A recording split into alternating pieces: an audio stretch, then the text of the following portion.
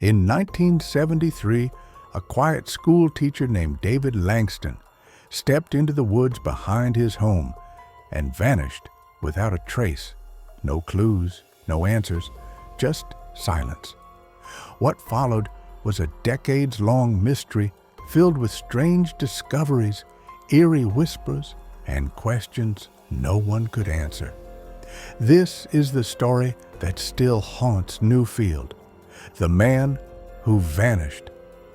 David Langston was the kind of man people trusted. He was a quiet, thoughtful schoolteacher in the town of Newfield, Maine. At 42 years old, he had a good reputation, a loving wife named Marlene, and 2 children who adored him. David was known for his routine. He taught history at the local high school, tended his backyard garden on weekends, and took peaceful walks in the woods behind his home. That forest had been part of his life since childhood. It was his place to think, to breathe, to escape the noise of the world. No one ever thought twice when David said he was going for a walk. But on October 14, 1973, everything changed. That Sunday afternoon, he put on his worn flannel jacket, filled a green thermos with coffee, grabbed his flashlight, and told Marlene he would be back in an hour. The leaves were just beginning to turn red and gold, and the air smelled of pine and cold earth.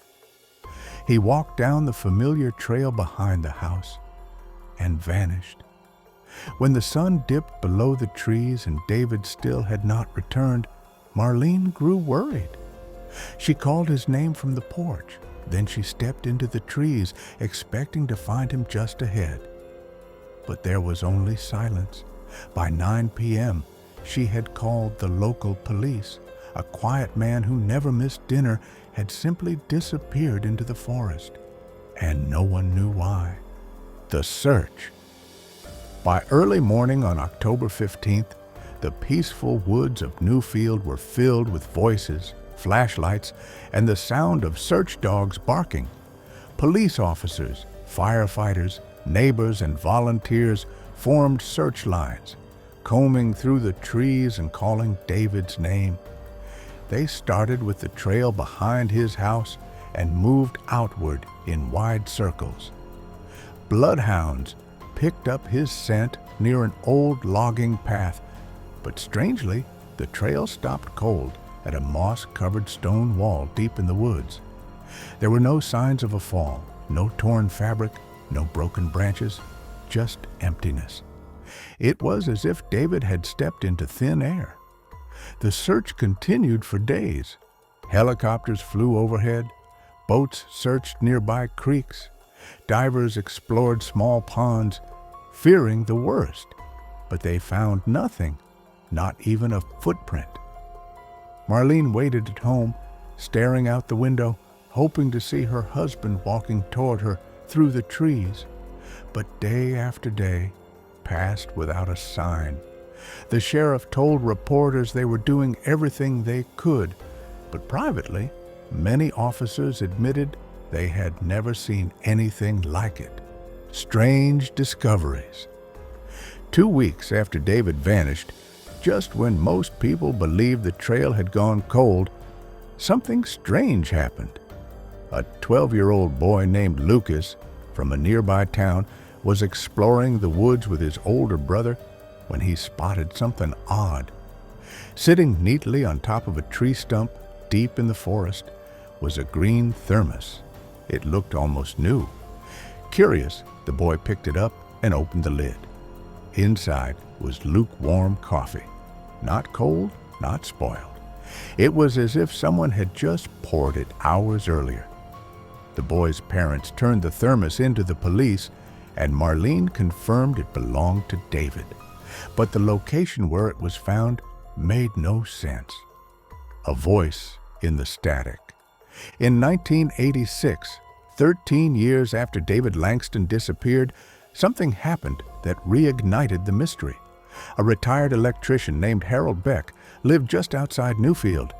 He was a quiet man with a strange hobby.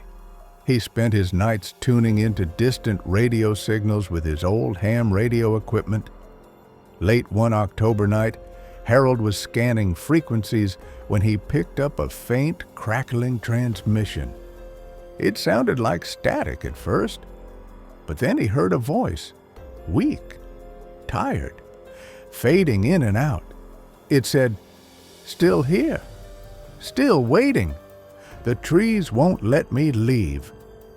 The voice repeated the message twice, and then it was gone. Harold wrote everything down: the time, the words, the frequency. He was so shaken that he contacted the local police and told them what he had heard. At first, they dismissed it. People often called in strange tips about the Langston case, especially around the anniversary of his disappearance. But when Harold mentioned the voice sounded like it came from someone deep in the woods and possibly trapped, the sheriff agreed to listen. He brought Marlene in to hear the recording. She listened carefully. Then her hands began to shake. She said the voice sounded just like David's to this day. Even now, more than 5 decades after David Langston disappeared, the mystery still haunts the town of Newfield. The woods behind his old house remain untouched, overgrown with ivy and thick underbrush. Locals avoid the area. Hikers and campers speak of strange feelings, like being watched. Some report hearing soft footsteps behind them, though no one is there when they turn around.